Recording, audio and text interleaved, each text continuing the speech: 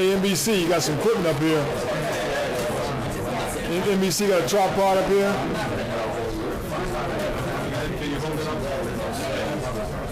Bunch of equipment. Yeah, the mic is on because I'm talking to people. Where were you, Dan? We're looking for you like 20 minutes.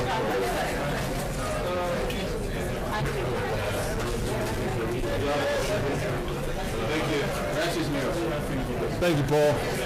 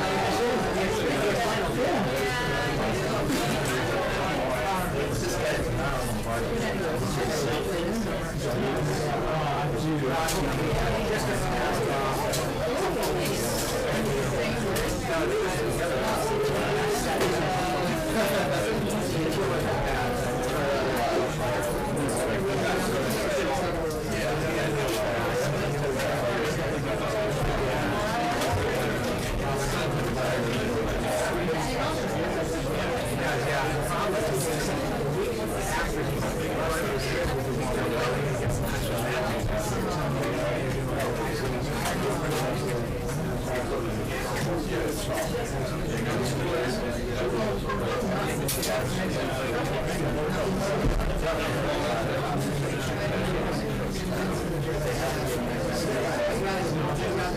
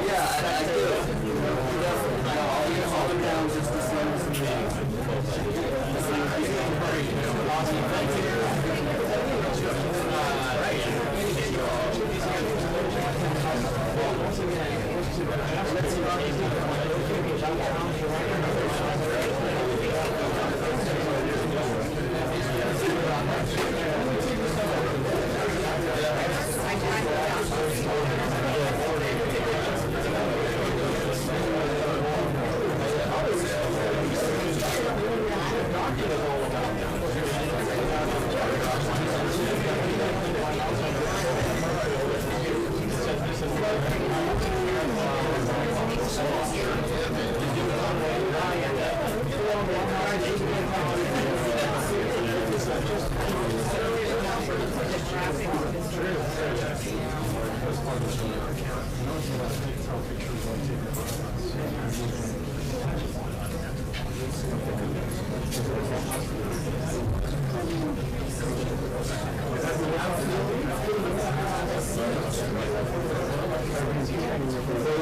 news this morning on the Russia investigation will be driven by the case of things developing Russia news during the briefing today for Sean Spicer. So we'll have to see how investing and keep up. It is his first briefing in a couple of weeks since the president went on that tour. I suspect that although there's plenty of questions about the perceptions of it, obviously there's that tweet from the president after so much conversation last week about how the president was dealing with I suspect that will come up. The Russian investigation hangs over so much here, and understanding just the last time that the president asked to cooperate with the investigators. Requested to provide information and testimony to the respectively declined to cooperate and describe the investigation as he's incredible evidence and interview has been put forward to corroborate what he called the Russian narrative. So another person connected to the president, connected to the campaign, has now been inserted in this investigation. And of course, that is just keeps growing. Now, at the same time, there's also a bit of a staff shakeup here at the White House. The communications director, Michael Duffy, confirmed to reporters earlier this morning that he said he was on the resolution on May 18th. So final date on this leaving the White House. But then obviously it leaves a role to fill in important positions inside of us. We're hearing a lot of talk, a lot of buzz about perhaps the return of some old faces from the campaign. Former Radowski, the former campaign manager, David Bossie, former deputy campaign manager.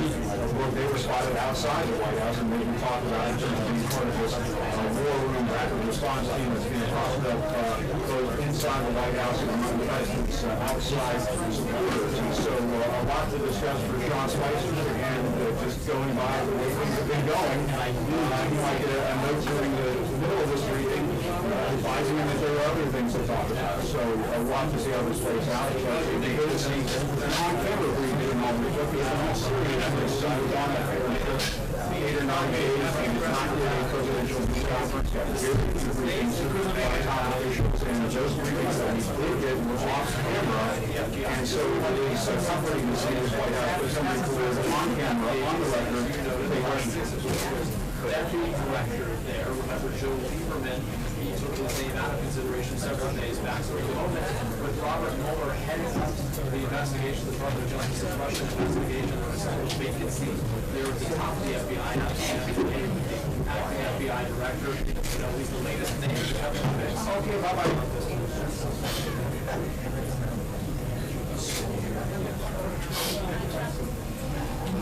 Yes, indeed. Called a shake-up, shuffling of the deck, but by any description, it's a change in leadership. Once again, the White House will have to discuss today at the press briefing. Oh, wow, last week we actually had one here. This time we'll be talking, sure, a great deal about Stephanie. He is now the communications director at the 3 months on the job. And I'll give you an perspective on that in just a bit, but just to sort of give you the latest, he has been suggesting on this time that this is against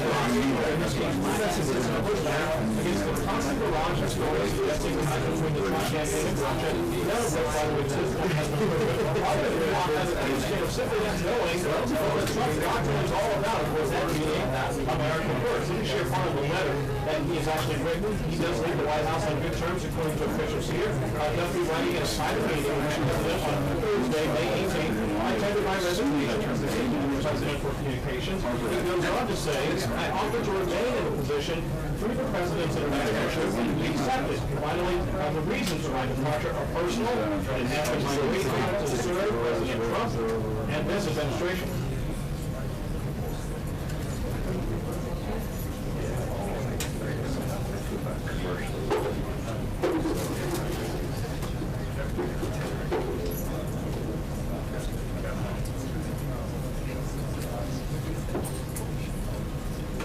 came on, the White House is obviously eager to get back to focus on things that they would like to talk about. Yes, jobs, America first, and only getting their NATO allies to pay their fair share for their collective defense. You heard the president being very critical of Germany in particular on that area. But also the president is talking about getting Congress moving on tax reform. Let me just share part of the tweet. If you don't follow Twitter, don't worry. There's plenty out there, and we certainly are going to show you as much as we can here on Fox News. So I'm tweeting this. The U.S. Senate should switch to 51 votes immediately and get health care and tax cuts approved fast and easy. Dems would do it. No doubt. Those stories obviously plus the latest on Jared Kushner. Of course, we'll have a briefing for you right here in just a bit. Back to you.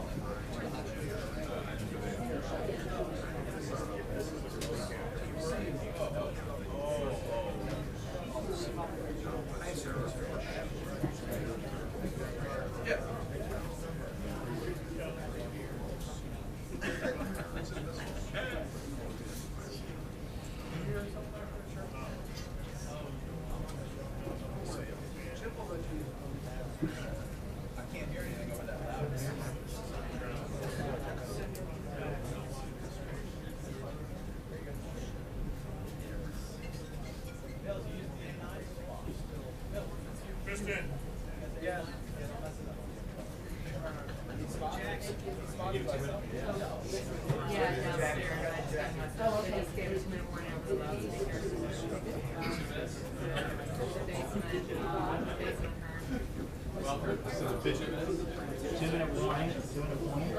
out. Here we go.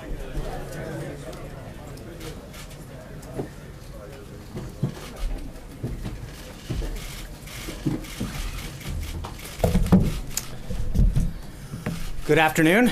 I hope you all had the opportunity to pay your respects to the brave men and women who have given their lives for our freedom yesterday on Memorial Day. I want to begin by recapping the incredible historic trip that the President and the First Lady have just concluded, because it truly was an extraordinary week for America and our people. In just 9 days, the President traveled across Europe and the Middle East and interacted with nearly 100 foreign leaders. It was an unprecedented first trip abroad, just 4 months into this administration, and it shows how quickly and decisively the President is acting to strengthen alliances, to form new partnerships, and to rebuild America's standing in the world. We've never seen before at this point in a presidency such sweeping reassurance of American interest and the inauguration of a foreign policy strategy designed to bring back the world from growing dangers and perpetual disasters brought on by years of failed leadership. President Trump started in Saudi Arabia, beginning his first foreign trip as president in the nation that's the custodian to the two holiest sites in the Islamic faith. The president was greeted on the tarmac by the King of Saudi Arabia and received with incredible graciousness by the kingdom and its leaders throughout his stay. The president's address to the leaders of more than 50 Arab and Muslim nations was a historic turning point that people will be talking about for many years to come. He did exactly as he promised in his inaugural address, united the civilized world in the fight against terrorism and extremism. The president was very direct in calling on the leaders of the region to drive out the terrorists and the extremists from their midst and to isolate the Iranian regime that supports so much of this violence.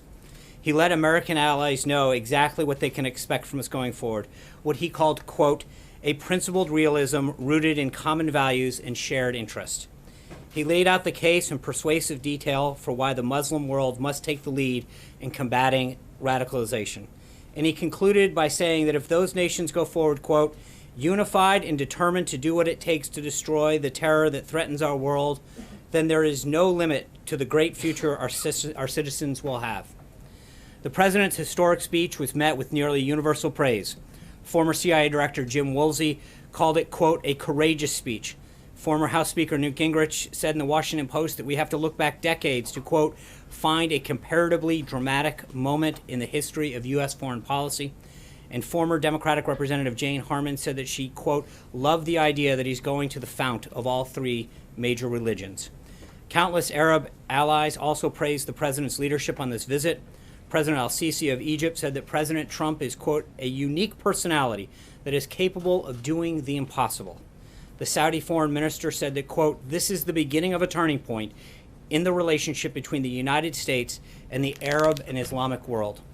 King Salman and other key allies also gave extraordinary speeches at the summit, underscoring just how much President Trump has done to rally the world against terrorism. We cannot overlook the significance of so many leaders of Muslim countries coming together to recognize the need to fight extremists. This was a historic event in that regard alone. King Salman said he shares the president's determination to, quote, renounce extremism and work on countering terrorism in all its forms and manifestations. King Abdullah of Jordan agreed that, quote, the grave challenges of terrorism and extremism demands coordination and global action at every level. He stated that, quote, we are all accountable for our commitment to fight radicalization in all of its forms. The visit also included historic economic development deals for the United States, totaling well over $500 billion in the creation of tens of thousands of American jobs. These deals include an immediate $110 billion investment, which will grow to $350 billion over the next 10 years in defense cooperation from Saudi Arabia that will further enable Muslim troops to take on a greater role in fighting terrorism. The president also participated in the launch of a new task force to block terror funding in the Gulf, the opening of a new global center for combating extremist ideology, and more than 30 commercial deals that include companies like Lockheed Martin, Raytheon, Boeing, GE, Dow, Honeywell, Emerson, Alcoa, and Cisco, among others, that will result in an additional $270 billion of Saudi investment in American businesses and American jobs. The president then went to Israel, where he was received with incredible warmth. He strengthened America's unbreakable bonds with Israel, made the first ever visit by a sitting American president to the Western Wall, and gave a highly praised address at the Israel Museum as part of a continuing effort to rally nations together in the fight against terrorism and common enemies. The moving address spoke of a future in which, quote, children around the world will be able to live without fear, to dream without limits, and to prosper without violence. He said, I ask this land of promise to join me in fight our common enemies, to pursue our shared values, and to protect the dignity of every child of God. The president also visited Yad Vashem to memorialize the victims of the Holocaust and to pledge never again. The president met with both Prime Minister Netanyahu and Palestinian Authority President Abbas to advocate for a renewed push for peace, which they both agreed they were prepared to work towards. He also discussed with both leaders how to increase cooperation against terrorism. Prime Minister Netanyahu said, quote, for the first time in my life, I see real hope for change. And a correspondent at one of the leading Israel publications wrote that, quote, in the short space of 3 days, Trump carried out a semi-revolution. From Israel, the president traveled to Rome, where he met with Pope Francis at the Vatican.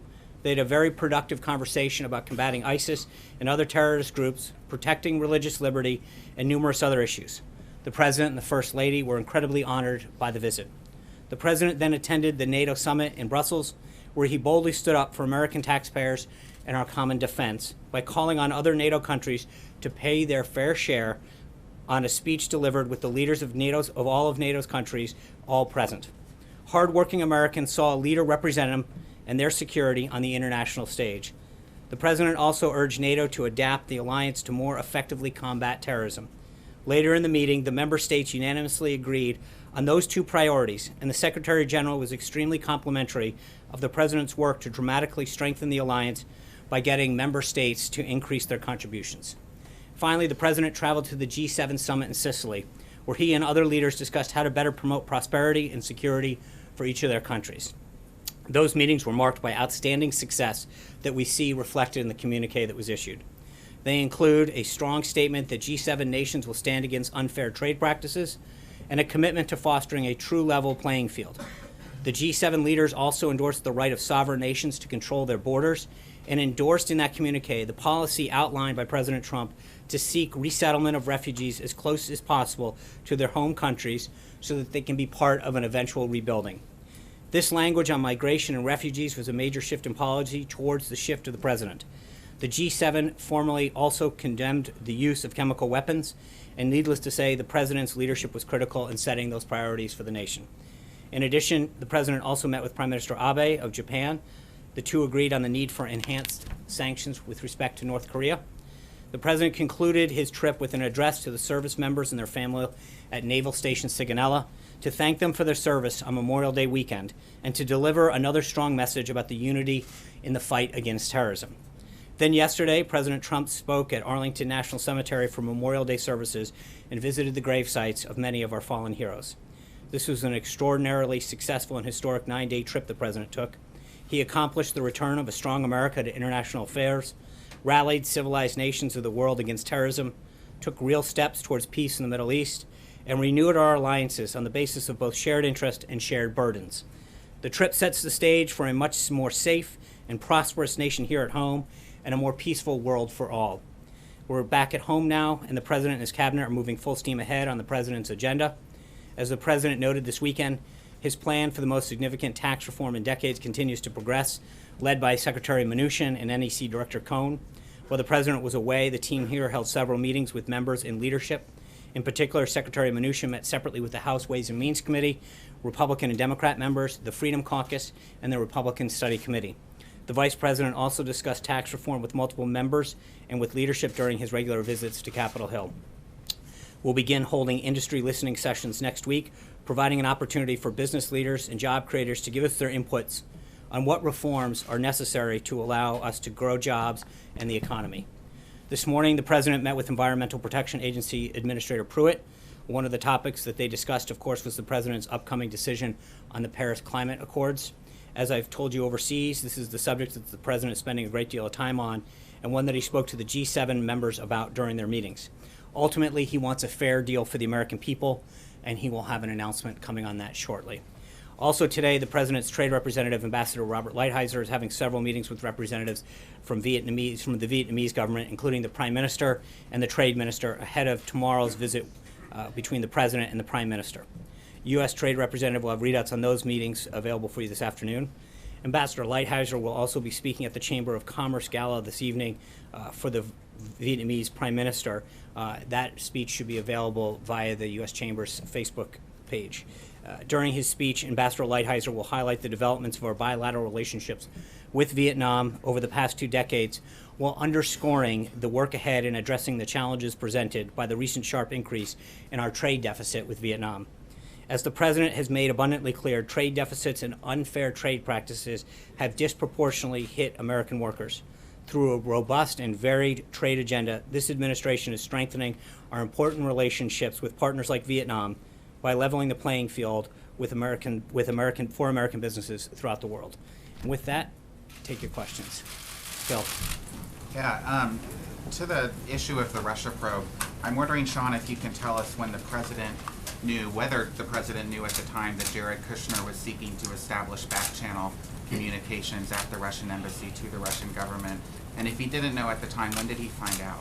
I think that assumes a lot, and I would just say that Mr. Kushner's attorney has said that Mr. Kushner has volunteered to share with Congress what he knows about these meetings, and he will do the same if he's contacted or connected with any other inquiry. Did the President discuss it, though? I'm not going to get into what the President did or did not discuss, but what your question assumes is a lot of facts that are not substantiated by anything but anonymous sources that are so far being leaked out. Does he approve of that action? You're asking if he approves of an action that is not a confirmed action. That being said, I think Secretary Kelly and General McMaster have both discussed that in general terms, back channels are an appropriate part of diplomacy. So does the White House dispute that happened? I'm not going to get into it, but your question presupposes facts that have not been confirmed. Francesca. Thank you, Sean. That the President retweeted this morning an article about that back channel that was based on an anonymous source that said that there was an effort to set up a back channel, that it was the Russians who suggested that, and that it was to talk about Syria. Was the President not confirming that there was an effort and the facts that I just said? I think what I just said speaks for itself. But you said that first of all that the article was based on anonymous sources. Which it is. But the Fox article that the President retweeted was also based on anonymous sources. Why are those sources, or the source rather, that they used more credible than the ones in the Washington Post article? Again, I don't think there's 2 issues at hand. One is the statement that Jared's attorney has provided. Second is whether or not the dossier that is largely the basis of this was largely discredited in the first place. Most of the publications here refused to even publish it in the first place. So again, I'm not going to get into confirming stuff. There's an ongoing investigation. John.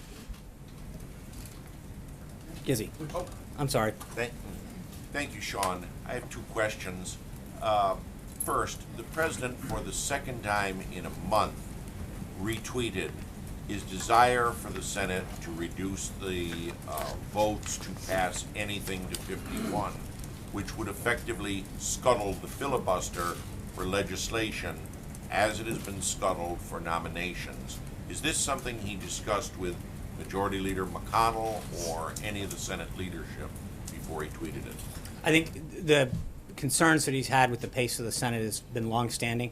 Obviously, the use of the filibuster and the rules of the Senate are ultimately up to Senator McConnell. But I think that the frustration that he's had with the pace of some of the legislation and some of the obstructionist tactics that Democrats have employed, whether it's his cabinet nominees or other pieces of legislation, has been well documented. Would he want to scrap the filibuster entirely as well? I think he wants to see action done, John. That's what the President wants.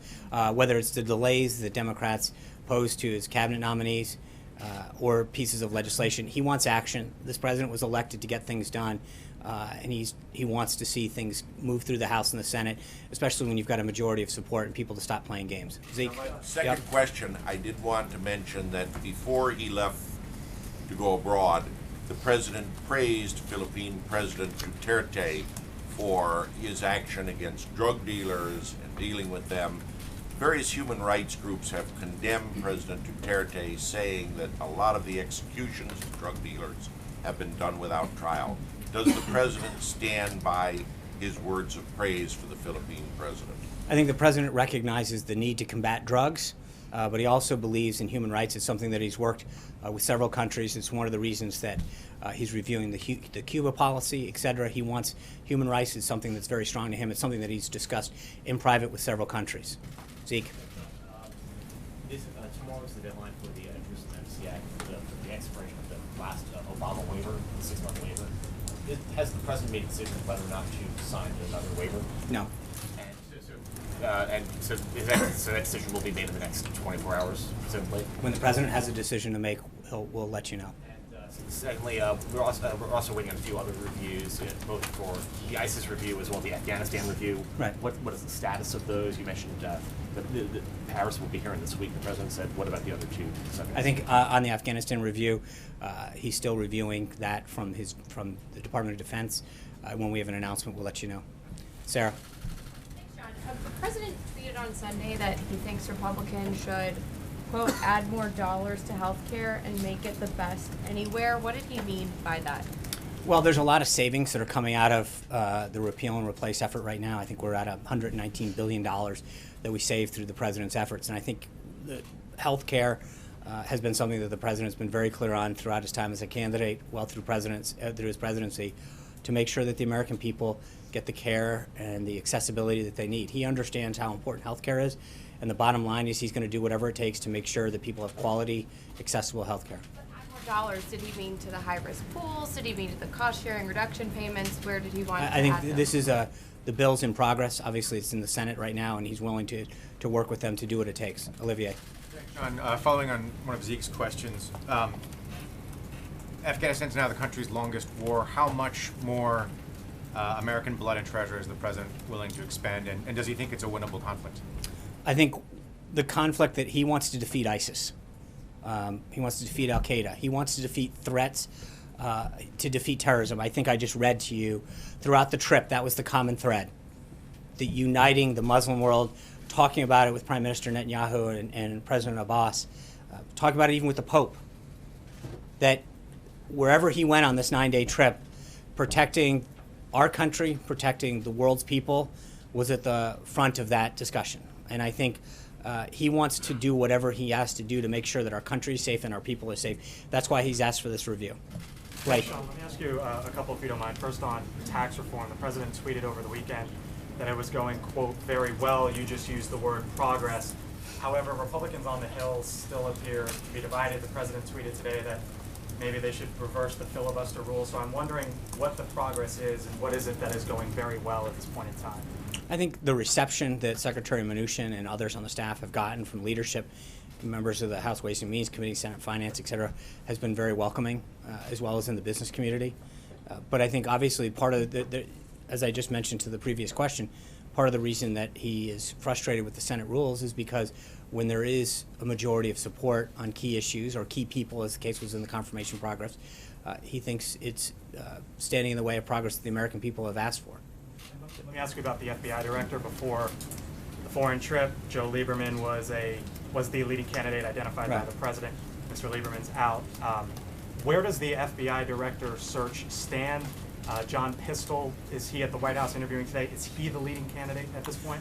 The president will be meeting with 2 additional candidates this afternoon, both Chris Wray and John Pistole. When the president feels as though he's met with the right candidate, he'll let us know. But he'll meet with candidates today and continue to do so until he finds the right leader. Are they two finalists at this point? Huh? Are they the 2 finalists or 2 of a expanding group? The president is the ultimate decision maker, and when he makes a decision as to who he believes is best to lead the FBI, he will let us know. Katie. The president tweeted that tax reform is going well, but you just said that he's actually very frustrated with the lack of progress in the Senate. So does the White House still stand by its August deadline for tax reform? And does the White House still believe that health care, tax reform, and infrastructure is going to get done this year? So just so we're clear, there's 2 separate issues, right? One is, I think the talks that Secretary Mnuchin and other members of the staff have had and the reception that they've gotten to the president's bold tax reform proposal is extremely welcoming. I think the president in general finds it frustrating the way how the Senate operates. And again, I'm dating this back to the holdup that they had on some of these unbelievably well-qualified nominees. So we don't want to mix those two issues together. But I think he feels very encouraged by the reception that he's gotten to tax reform. Secretary Mnuchin, who had made the comment about August, had talked about, while that was a goal, that we'll continue to work as hard as we can to get it done. But we've got a pretty bold agenda. He's still pushing hard on health care. Infrastructure is a priority of his. So the president's legislative agenda is in full swing. Yeah. No. Where do you see the state of the U.S.-German relationship right now, and how important is that relationship to the White House and the president and the American public? I think the relationship that the president has had with Merkel, he would describe as fairly unbelievable. They get along very well. He has a lot of respect for her. They continue to grow the bond that they had during their talks in the G7. And he views not just Germany, but the rest of Europe as an important American ally. During his conversations at NATO and at the G7, the president reaffirmed the need to deepen and improve our transatlantic relationship. And how did he view her comments that she felt that Europe could no longer depend on the United States? Well, respectfully, that's not what she said. So since you're misquoting the chancellor, let me read what she actually said. She said, "The time when Europe could rely solely on others is somewhat in the past. And as I've witnessed over the past few days, Europe must take its fate into its own hands. This means working in friendship with the U.S., the U.K., and neighborly relations with Russia and other partners." That's great. That's what the president called for. He called for additional burden sharing. The Secretary General of NATO said that the president's calls are what's moving them in the right direction. The president is getting results, and more countries are stepping up their burden sharing. That is a good thing for them, it's a good thing for NATO, and it's a good thing for America. Scott Thunman. Yeah, Sean, has the president been meeting with lawyers specifically about defending himself in the special counsel investigation into Russia? I'm sure you've probably seen the reports that Congressman Adam Schiff would like to see Jared Kushner before his committee and possibly even go over his clearances. I'm not going to dignify partisan accusations of anonymous sources and alleged unsubstantiated attacks.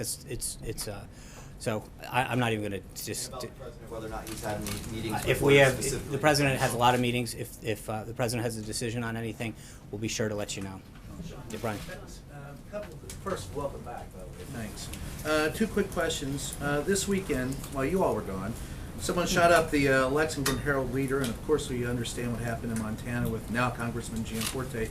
I think he has a misdemeanor charge of assault. Will this administration take a stand against violence aimed at reporters?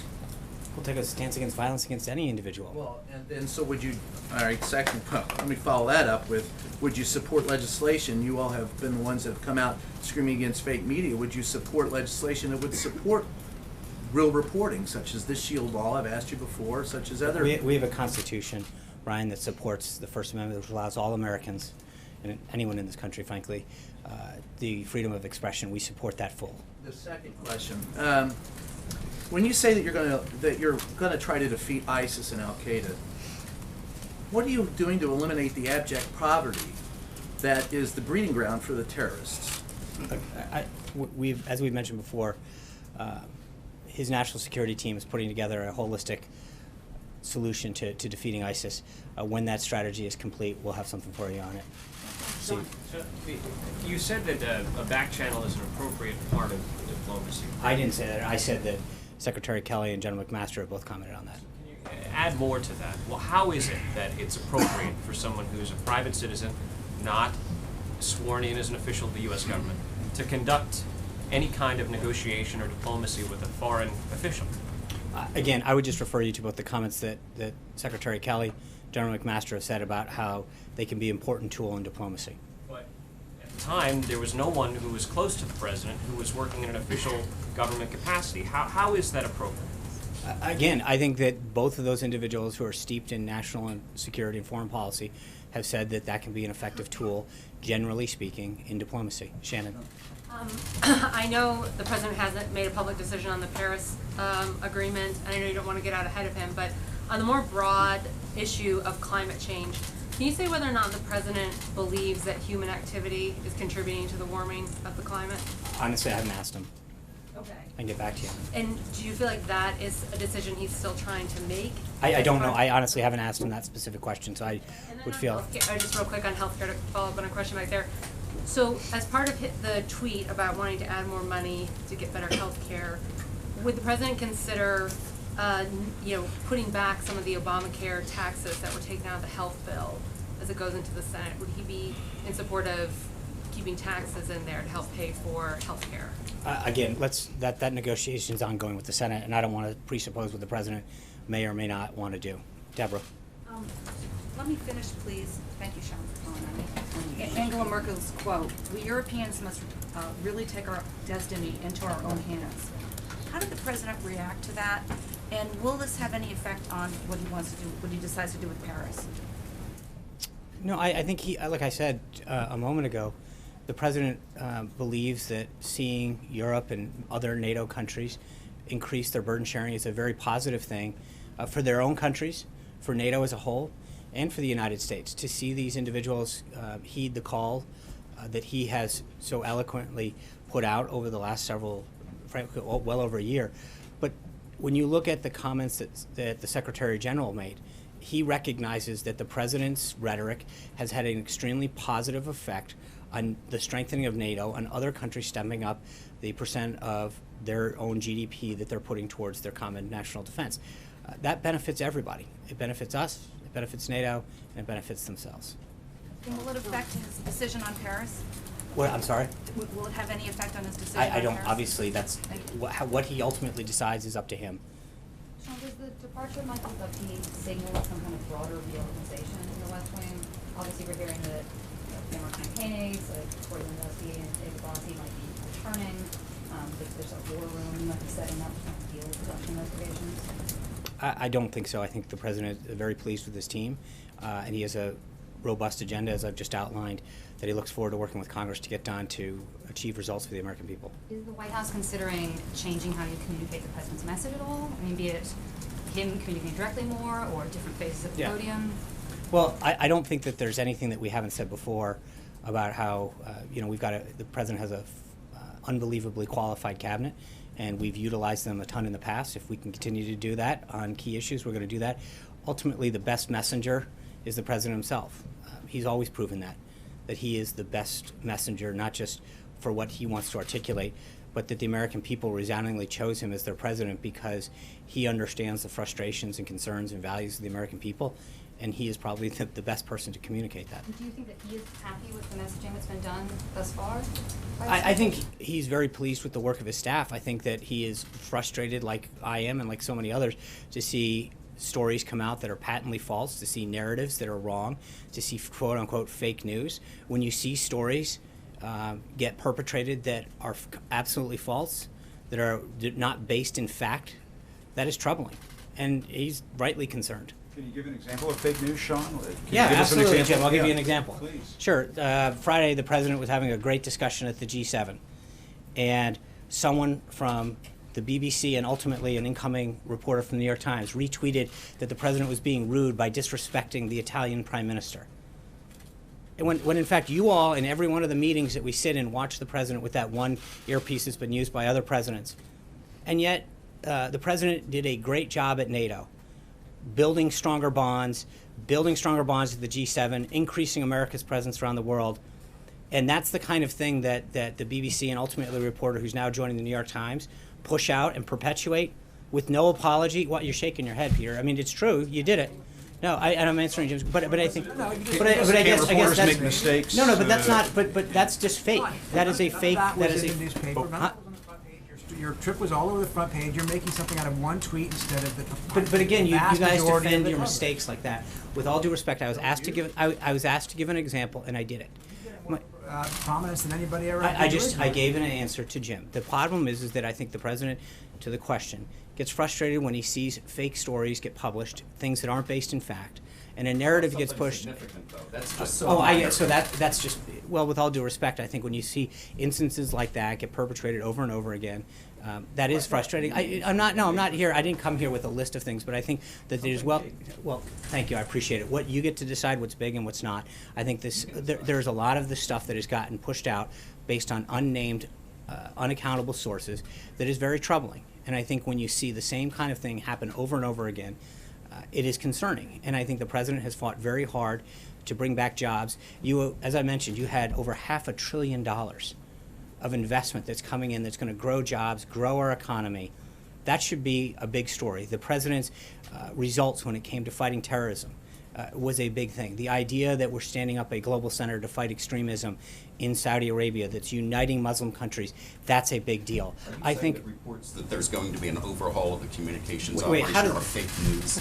I think That's the question. I know. So now you want to come back to that. What I'm telling you is that the reason that the president is frustrated is because there's a perpetuation of false narratives, a use of unnamed sources over and over again about things that are happening that don't ultimately happen, and I think that is troubling. Thank you guys very much. I appreciate it.